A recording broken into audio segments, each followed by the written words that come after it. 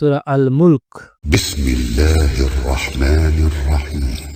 রহমান রহিম আল্লাহ তাআলার নামে। কত মহান সেই পুণ্যময় সত্তা, যার হাতে রয়েছে আসমান জমিনের যাবতীয় সার্বভৌমত্ব। এই সৃষ্টি জগতের সব কিছুর উপর তিনি একক ক্ষমতাবান। তিনি জন্ম ও মৃত্যু সৃষ্টি করেছেন, যাতে করে এর দ্বারা তিনি তোমাদের যাচাই করে নিতে পারেন। কর্মক্ষেত্রে কে এখানে তোমাদের মধ্যে বেশি ভালো, তিনি সর্বশক্তিমান, তিনি অসীম ক্ষমাশীল।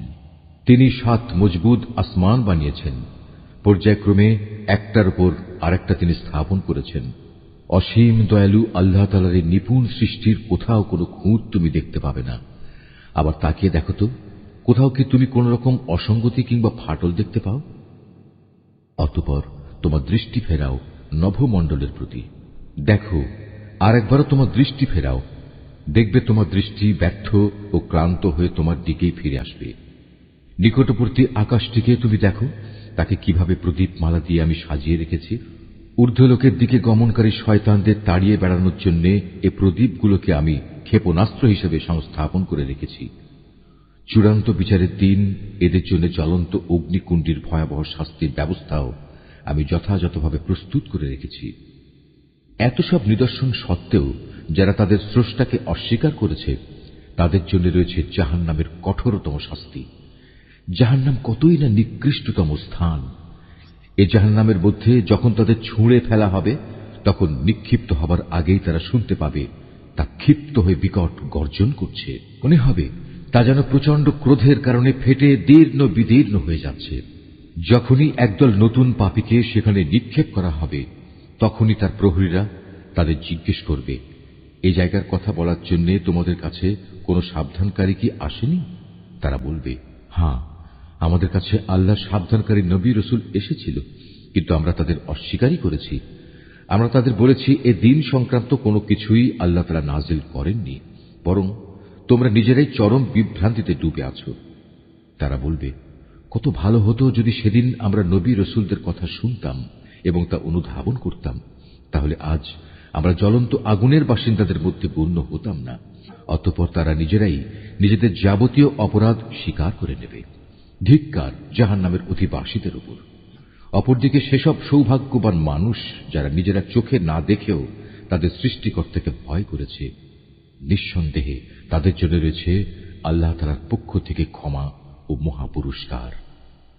তোমরা তোমাদের কথাবার্তাগুলো লুকিয়ে রাখো কিংবা তা প্রকাশ করো, আল্লাহর কাছে এর উভয়টাই সমান, কারণ তিনি মনের ভেতর লুকিয়ে রাখা বিষয় সম্পর্কেও সম্যক ওয়াকিবহাল। তিনি কি সৃষ্টি সম্পর্কিত যাবতীয় বিষয় জানবেন না, যিনি এর সবকিছু বানিয়েছেন? বস্তুত আল্লাহ তাআলা অত্যন্ত সূক্ষ্মদর্শী এবং সর্ববিষয়ে সম্যক জ্ঞাত। তিনিই সেই মহান সত্তা যিনি ভূমিকে তোমাদের অধীন করে দিয়েছেন। তোমরা যখন যেভাবে চাও এর অলিগলির মধ্যে দিয়ে চলাচল করো এবং এর থেকে উদ্গত রিজিক তোমরা উপভোগ করো। মনে রেখো, একদিন তোমাদের সবাইকে তাঁর কাছেই ফিরে যেতে হবে। তোমরা কি নিজেদের নিরাপদ ভাবছ মহাশক্তিধর আকাশের মালিক আল্লাহ তাআলার কাছ থেকে? তিনি কি তোমাদের সহ ভূমণ্ডলকে গেঁড়ে দেবেন না? এমনি অবস্থা যখন দেখা দেবে, তখন তা ভীষণভাবে কম্পমান হবে। অথবা তোমরা কি নিশ্চিত আকাশের অধিপতি আল্লাহ তাআলা তোমাদের উপর প্রস্তর নিক্ষেপকারী এক প্রচন্ড বায়ু প্রবাহিত করবেন না? এমন দিন আসবে এবং তোমরা সেদিন অবশ্যই জানতে পারবে কেমন ভয়াবহ হতে পারে আমার সাবধান বাণী উপেক্ষা করা। তাদের আগেও যারা আমার সাবধান বাণী মিথ্যা প্রতিপন্ন করেছে, দেখো কেমন ছিল তাদের প্রতি আমার আচরণ। এসব লোকেরা কি তাদের মাথার উপর দিয়ে উড়ে যাওয়া পাখিগুলোকে দেখে না, কিভাবে এরা নিজেদের পাখা মেলে রাখে, আবার এক সময় তা গুটিয়েও নেয়? তখন পরম দয়ালু আল্লাহ তাআলাই এদের মহাশূন্যে স্থির করে রাখেন। হ্যাঁ, একমাত্র আল্লাহ তাআলাই, তিনি তার সৃষ্টির ছোট বড় সব কিছুই দেখেন। বলতো, তোমাদের মধ্যে এমন কে আছে যার কাছে এমন একটি বিশাল সৈন্যবাহিনী আছে, যা দিয়ে তারা অসীম দয়ালু আল্লাহর বিরুদ্ধে তোমাদের সাহায্য করবে? আসলে এই অস্বীকারী ব্যক্তিরা হামেশাই বিভ্রান্তিতে নিমজ্জিত থাকে। যদি তিনি তোমাদের জীবিকার উপকরণ সরবরাহ বন্ধ করে দেন, তাহলে এখানে এমন দ্বিতীয় আর কে আছে যে তোমাদের পুনরায় রিজিক সরবরাহ করতে পারবে? এ সত্ত্বেও এরা আল্লাহ তাআলার বিদ্রোহ এবং গোঁড়ামিতে অবিচল হয়ে রয়েছে।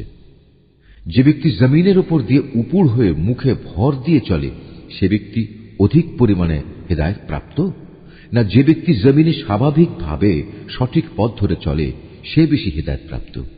হে নবী, তুমি এদের বলে দাও, হ্যাঁ, তিনি তোমাদের পয়দা করেছেন, তিনি তোমাদের শোনার ও দেখার জন্য কান এবং চোখ দিয়েছেন, আরো দিয়েছেন চিন্তা করার মতো একটি অন্তর। কিন্তু তোমরা খুব কমই এসব দানের কৃতজ্ঞতা আদায় করো। এদের আরো বলো, তিনি এ ভূখণ্ডে তোমাদের সর্বত্র ছড়িয়ে রেখেছেন, আবার একদিন চারদিক থেকে তাঁরই সম্মুখে তোমাদের সবাইকে জড়ো করা হবে। তারা বলে, তোমরা যদি সত্যবাদী হয়ে থাকো তাহলে বলো কবে তা সংঘটিত হবে। তুমি এদের বলো, এ তথ্য তো একমাত্র আল্লাহ তাআলার কাছেই রয়েছে, আমি তো একজন সুস্পষ্ট সাবধানকারী মাত্র। যখন সত্যি সত্যি এ প্রতিশ্রুতিটি তারা সংঘটিত হতে দেখবে যারা দুনিয়ার জীবনে অস্বীকার করেছিল, তখন তাদের সবার মুখমণ্ডল বিকৃত হয়ে যাবে এবং তাদের তখন বলা হবে, এ হচ্ছে সেই মহাধ্বংস যাকে তোমরা চ্যালেঞ্জ করতে। তুমি বলো, তোমরা কি একথা ভেবে দেখেছ, আল্লাহ তাআলা যদি আমাকে এবং আমার সঙ্গী সাথীদের ধ্বংস করে দেন কিংবা ধ্বংস না করে তিনি যদি আমাদের উপর দয়া প্রদর্শন করেন, সবই হবে তাঁর ইচ্ছাধীন। কিন্তু আল্লাহ তাআলাকে যারা অস্বীকার করেছে তাদের প্রতিশ্রুত কিয়ামতের দিন এ ভয়াবহ আযাব থেকে কে বাঁচাবে? তুমি এদের বলো, হ্যাঁ, সেদিন বাঁচাতে পারেন একমাত্র দয়াময় আল্লাহ তাআলাই। তার উপর আমরা ঈমান এনেছি এবং আমরা তাঁর উপরই নির্ভর করেছি। হ্যাঁ, অচিরেই তোমরা জানতে পারবে আমাদের মধ্যে কে সুস্পষ্ট গুমরাহির মাঝে নিমজ্জিত ছিল। হে নবী, তুমি এদের জিজ্ঞেস করো, তোমরা কি ভেবে দেখেছ তোমাদের জমিনের বুকে অবস্থিত পানি যদি কখনো উধাও হয়ে যায় তাহলে কে তোমাদের জন্য এ পানির প্রবাহ ধারা পুনরায় বের করে আনবে?